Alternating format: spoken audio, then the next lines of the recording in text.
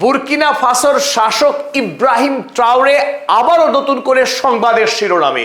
তিনি দেশবাসীকে জানিয়েছেন গণতন্ত্র ভুলে যেতে হবে। বুরকিনা ফাসোতে গণতন্ত্র প্রতিষ্ঠার কোনো কাজ ইব্রাহিম ট্রাওরে করছেন না। ইব্রাহিম ট্রাওরের স্পর্ধা দেখে পৃথিবীর মানুষ হতবাক। যখন আমেরিকা গোটা পশ্চিমী দুনিয়া মনে করে গণতন্ত্রই শ্রেষ্ঠ শাসন ব্যবস্থা, সেখানে ইব্রাহিম ট্রাওরে বলছে গণতন্ত্রকে ভুলে দিতে হবে, forget democracy. How is it possible? কি করে সম্ভব? কিন্তু কেন ইব্রাহিম ট্রাওরে হঠাৎ করে দেশবাসীকে বলছেন গণতন্ত্র ভুলে যেতে হবে? 2022 সালে মাত্র 34 বছর বয়সে সামরিক অভ্যুত্থানের মধ্য দিয়ে বুরকিনা ফাসোর রাষ্ট্র ক্ষমতা দখল করেছিলেন এই ইব্রাহিম ট্রাওরে। আর প্রথম থেকেই পশ্চিমী দুনিয়ার বিরুদ্ধে তিনি যুদ্ধ ঘোষণা করেছিলেন। তার দেশ থেকে এতদিন ফরাসি সরকার যেভাবে সোনা দানা লুট করে এসেছে, সেই লুটেরাদেরকে দেশ থেকে মেরে তাড়িয়েছেন এবং বুরকিনা ফাসোতে সরকারি ক্ষমতাকে প্রতিষ্ঠা করেছিলেন। তারপর থেকেই গোটা পৃথিবীর সংবাদ শিরোনামে থেকেছেন এই ইব্রাহিম ট্রাওরে। কিন্তু শুরুতেই তিনি ঘোষণা করেছিলেন তার লক্ষ্য বুরকিনা ফাসোতে ধীরে ধীরে গণতন্ত্র প্রতিষ্ঠা করা। কিন্তু আজ একেবারে সম্পূর্ণ ইউটার্ন নিয়ে তিনি জানিয়ে দিলেন বুরকিনা ফাসোতে গণতন্ত্রের কোনো মোহতন্ত্র তিনি প্রতিষ্ঠা করতে চাইছেন না। ইতিমধ্যেই রাজনৈতিক দলগুলোকে আনুষ্ঠানিকভাবে নিষিদ্ধ ঘোষণা করেছেন। কিন্তু কি কারণে ইব্রাহিম ট্রাওরে দেশবাসীকে গণতন্ত্র ভুলে যেতে বলেছেন, চলুন আমরা দেখে নেওয়ার চেষ্টা করি। People need to forget about the issue of democracy.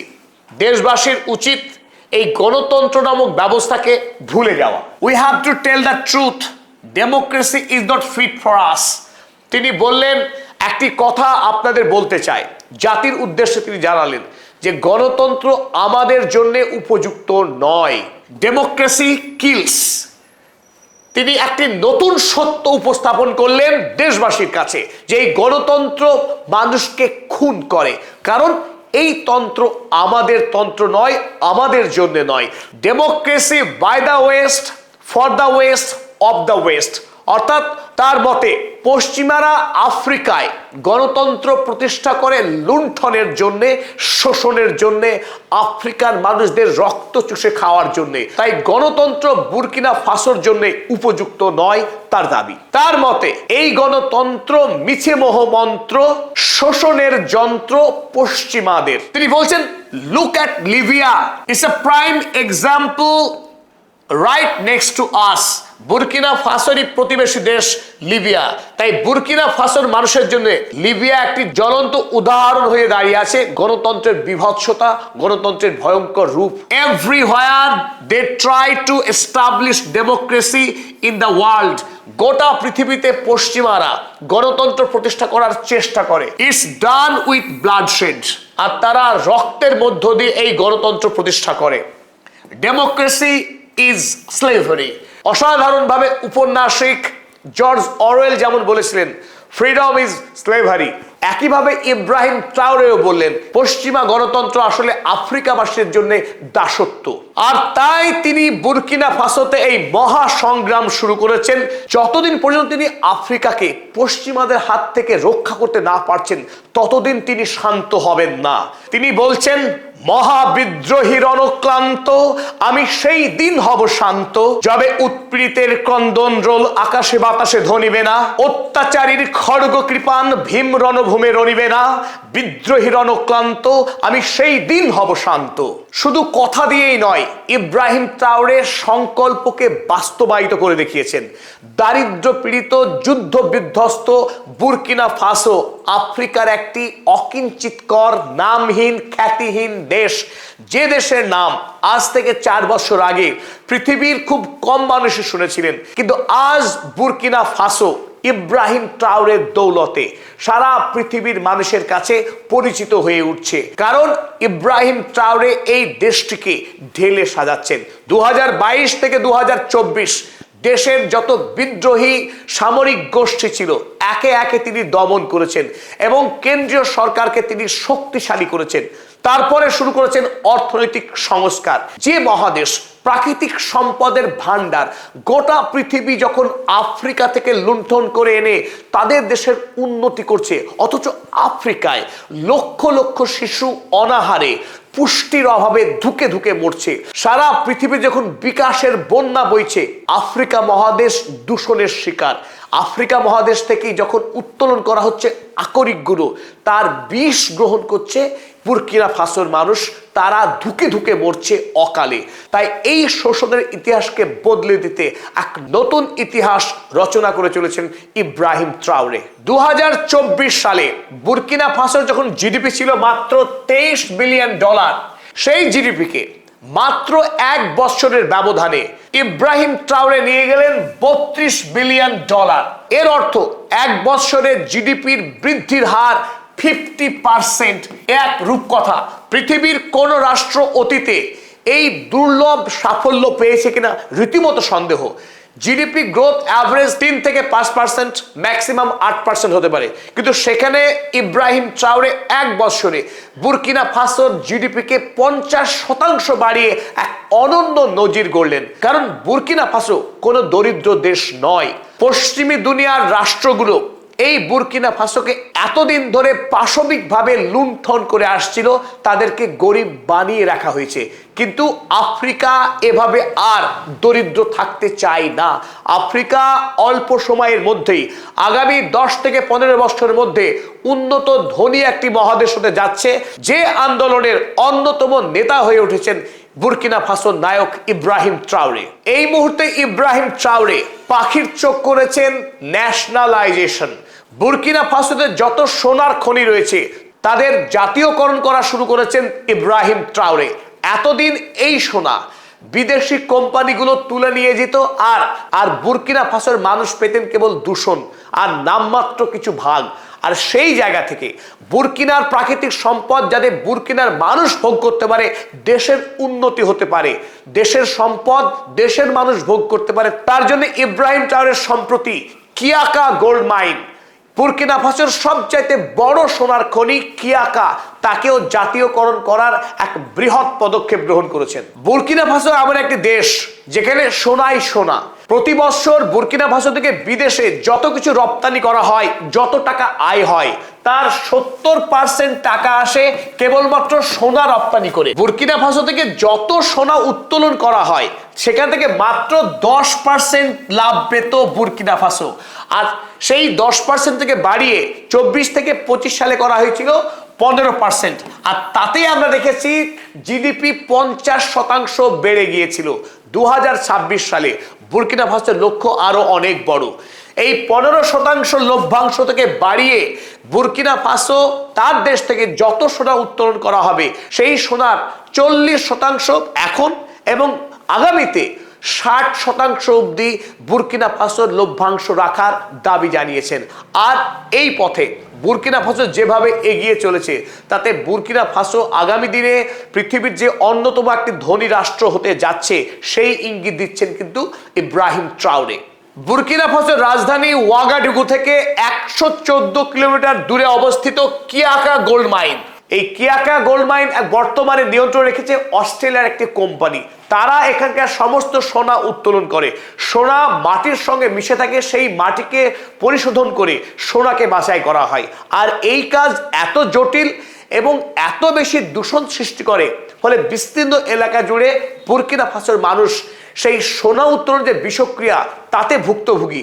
অথচ এই অস্ট্রেলিয়ান কোম্পানি তারা লভ্যাংশের 85% ভোগ করে থাকেন, আর বুর্কিনা ফাসোর মানুষ পেতেন মাত্র 15%। আর এই কিয়াকা গোল্ড মাইন বুর্কিনা ফাসোর সর্ববৃহৎ। এই বুর্কিনা ফাসো প্রতি বছর যত সোনা উত্তোলন হয় তার মধ্যে 16% একাই কন্ট্রিবিউট করে এই কিয়াকা গোল্ড মাইন। প্রায় 54 কিলোমিটার জুড়ে বিস্তৃত এই সোনার খনি।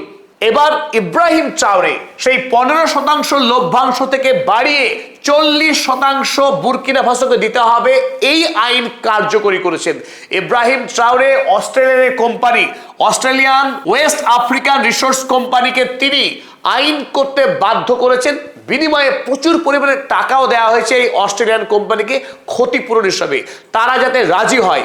এবং ইতিমধ্যেই এই 40% সোনার ভাগ বুরকিনা ফাসোকে দেওয়া হবে এই মর্মে এই Australian West African resource company রাজিও হয়ে গেছেন, এগ্রিমেন্ট সাইন হয়ে গেছে। সুতরাং বুরকিনা ফাসোর জন্য একটা মহা বিজয়, গণতন্ত্র প্রতিষ্ঠিত হোক আর না হোক, বুরকিনা ফাসোর মানুষের আগামী দিনে অর্থনৈতিক অগ্রগতি যে হচ্ছেই এ কথা লিখে রাখা যায়। ইব্রাহিম ট্রাওরে জানিয়েছেন, স্বর্ণ লাভের এই যাত্রা সবেই শুরু। দেশে আরো যে বৃহৎ 15খানা সোনার খনি রয়েছে, প্রতিটি খনিকেই রাষ্ট্রীয়করণ করা হবে এবং প্রতিটা খনি থেকে 50%-এরও অধিক মালিকানা দেশের হাতে তুলে নেওয়া হবে। পাশাপাশি বুরকিনা ফাসোর সরকার আগামী দিনে যাতে এই সোনা নিষ্কাশন করতে পারে, তার প্রযুক্তিকে রপ্ত করবার জন্য দেশের শিক্ষা ব্যবস্থাকে উন্নততর করা, বিজ্ঞানকে উন্নত করা, এই কাজের জন্য ইতিমধ্যেই ইব্রাহিম ট্রাওরে রাশিয়া এবং ইরানের মতো দেশের সঙ্গে একাধিক চুক্তি স্বাক্ষর করেছেন। নিঃসন্দেহে বুরকিনা ফাসোর সবচেয়ে বড় সম্পদ সোনা, কিন্তু সোনার মধ্যেই শুধু আটকে থাকতে চাইছেন না ইব্রাহিম ট্রাওরে। বুরকিনা ফাসোতে কাজ করছে এমন সমস্ত কোম্পানিকে ধীরে ধীরে রাষ্ট্রীয়করণের কাজ করছেন। এই সপ্তাহের সবচেয়ে বড় খবর, ইব্রাহিম ট্রাওরে বুরকিনা ফাসোর সবচেয়ে বৃহৎ তুলার কোম্পানি কটন কোম্পানি তাকেও রাষ্ট্রীয়করণ সম্পন্ন করলেন। চলো আমরা দেখে নিই। বিজনেস ইনসাইডার আফ্রিকা তারা লিখেছে, Burkina Faso set to take over 607 million state cotton farm after gold industry shake off. সোনার খনির জাতীয়করণ করার পরেই আরো বড় খবর, 607 মিলিয়ন ইউএসডি মূল্যের বুরকিনা ফাসোর কটন কোম্পানি তাকেও জাতীয়করণ করলেন ইব্রাহিম ট্রাওরে। আর এই কাজ তিনি 2024 সাল থেকে শুরু করেছেন। একটার পর একটা কোম্পানিকে তিনি রাষ্ট্রীয়করণ করছেন, যাতে করে বুরকিনা ফাসো সরকারের হাতে বিপুল পরিমাণে পয়সা আসে, যে পয়সা দিয়ে বুরকিনা ফাসোর রাস্তাঘাট, স্কুল, কলেজ এবং গরিব মানুষের জন্য বাসস্থান নির্মাণ করা যায়, বিশুদ্ধ পানীয় জলের ব্যবস্থা করা যায় এবং হাসপাতাল, চিকিৎসার ব্যবস্থা করা যায় বুরকিনা ফাসোর সাধারণ মানুষের। কারণ আফ্রিকা মহাদেশের মানুষ, বুরকিনা ফাসোর মানুষ শিক্ষা, স্বাস্থ্যের অধিকার থেকে, বিশুদ্ধ পানীয় জল, বিদ্যুতের অধিকার থেকে বঞ্চিত। যে আফ্রিকা মহাদেশের কোবাল্ট, যে আফ্রিকা মহাদেশের কয়লা এবং তেল নিয়ে সারা পৃথিবী প্রযুক্তির শিখরে পৌঁছাচ্ছে, সেই আফ্রিকার মানুষ আজও বিশুদ্ধ পানীয় জল থেকে বঞ্চিত, বিদ্যুতের অধিকার থেকে বঞ্চিত, মোবাইল ফোন থেকে বঞ্চিত, দৈনন্দিন জীবনের সমস্ত অধিকার বঞ্চিতই আফ্রিকার মানুষ। তাই ইব্রাহিম ট্রাওরের লক্ষ্য যে করেই হোক রাজকোষ, কোষাগারকে শক্তিশালী করা, আর তার জন্য সেই দেশে যত বিদেশি কোম্পানি এতদিন নির্বিচারে লুট করছিল, সেই কোম্পানিগুলোকে রাষ্ট্রের নিয়ন্ত্রণ কায়েম করা, যাতে সেই অর্থ দিয়ে রাষ্ট্রের উন্নয়নের কাজ, দেশের উন্নতির কাজ সম্ভব হয়। তাই প্রদীপের তলায় আধার, সেই আধারকে দূর করে এবার প্রদীপের তলাকেই আলোকিত করতে চাইছেন ইব্রাহিম ট্রাওরে। 2024 সালে বড় সিদ্ধান্ত নিয়েছিলেন Ibrahim Traore, commercial bank of Burkina তাকে জাতীয়করণ করেছিলেন। এটি একটি বৈপ্লবিক সিদ্ধান্ত ছিল, ব্যাংকের জাতীয়করণ। এরপর এসএন সুসুকো, বুরকিনা ফাসোর একটি বৃহৎ চিনির কোম্পানি, চিনির মিল, তাকেও জাতীয়করণ করেন 2024 সালে। 2025 সালে এসে ওয়াগনিয়ন গোল্ড এসএ, একটি সোনার খনি, তাকেও জাতীয়করণ করেন। সিমাফো গোল্ড মাইন জাতীয়করণ করা হয়। রিসোর্স ফার্কসার গোল্ড এক্সপ্লোরেশন, যে কোম্পানি ছিল সোনা অন্বেষণ করে, তাকে জাতীয়করণ করা হয়। সেই সোনা অন্বেষণকারী কোম্পানির 3টে সংস্থাকেই বুরকিনা ফাসো জাতীয়করণ করে 2025 সালে। আর 2026 সালে এসে সফিটেক্স যে কটন কোম্পানি, তাকেও সম্পূর্ণরূপে জাতীয়করণ করলেন এবং পাশাপাশি আরো যে সমস্ত বৃহৎ সোনার খনি রয়েছে, সেই খনিগুলোকে ধীরে ধীরে জাতীয়করণের কাজ করে চলেছেন। এবং এই কাজকে বুরকিনা ফাসোর শাসক ইব্রাহিম ট্রাওরে বলপূর্বক বা বন্দুকের নলা ব্যবহার করে নয়, আইনি পথে প্রতিটি কোম্পানিকে আইন মতো লিগালি সেটেল করা এবং তাদের কত পরিমাণ ক্ষতিপূরণ দিতে হবে, সেই ক্ষতিপূরণ প্রদানের মধ্য দিয়ে আইনি পথে তিনি ধীরে ধীরে এগোচ্ছেন, যাতে আফ্রিকার স্বার্থ সুরক্ষিত হয়। কিন্তু এইখানে সবচেয়ে বৃহৎ যেটা আশঙ্কা, একদিকে ইব্রাহিম ট্রাওরে বুরকিনা ফাসোর মানুষের মুখে যখন হাসি ফোটাচ্ছেন, যখন বুরকিনা ফাসো একটু একটু করে অর্থনৈতিকভাবে শক্তিশালী হয়ে উঠছে, তখনই পশ্চিমী দুনিয়ার বৃহৎ কোম্পানিগুলো যখন তারা বুরকিনা ফাসোতে আর আগের মতো লুণ্ঠন চালাতে পারছে না, তখন তারা কিন্তু ঐক্যবদ্ধ হচ্ছেন এই ইব্রাহিম ট্রাওরের বিরুদ্ধে। তাই আগামী দিনে যে কোনো সময়ে ইব্রাহিম ট্রাওরের উপরে নেমে আসতে পারে আক্রমণ। যেভাবে মুয়াম্মার গাদ্দাফি, সাদ্দাম হুসাইনরা তাদের দেশের সম্পদকে জাতীয়করণ করার জন্য মাসুল দিয়েছিলেন, পশ্চিমী দুনিয়ার বিরুদ্ধে দাঁড়ানোর সাহস দেখিয়েছিলেন, বিনিময়ে তাদেরকে খুন হতে হয়েছিল, তাদের দেশ ধ্বংস হয়ে গেছিল। এখন আশঙ্কা ইব্রাহিম ট্রাওরের উপরেও ঠিক ওই রকম আক্রমণ নেমে আসবে কিনা, বুরকিনা আবারও নতুন করে বুরকিনা ফাসোর উপরে ওই হিংস্র লুণ্ঠন শুরু হবে কিনা, তা নিয়ে ঘোর শঙ্কা দেখা দিচ্ছে। কিন্তু ইব্রাহিম ট্রাওরে তিনিও যথেষ্ট সচেতন, আর এই জন্যেই রাশিয়া, চীন, ইরান এই ব্লকের সঙ্গে তার বন্ধুত্ব বাড়িয়ে চলেছেন। যে কোনো মূল্যেই তিনি বুরকিনা ফাসোকে শক্তিশালী রাষ্ট্রে পরিণত করবেন এই পণ করেছেন। তাই গণতন্ত্র থাকবে কি থাকবে না আমরা জানি না, কিন্তু ইব্রাহিম ট্রাওরের নেতৃত্বে বুরকিনা ফাসো যে এগিয়ে চলেছে সেটা কিন্তু প্রতীয়মান। আর এরই সাথে শেষ করলাম আজকের নিবেদন। যারা ইব্রাহিম ট্রাওরেকে ভালোবাসেন আর যারা পদাতিক চ্যানেলকে ভালোবাসেন অবশ্যই কমেন্ট লিখে জানাবেন। ধন্যবাদ সবাইকে।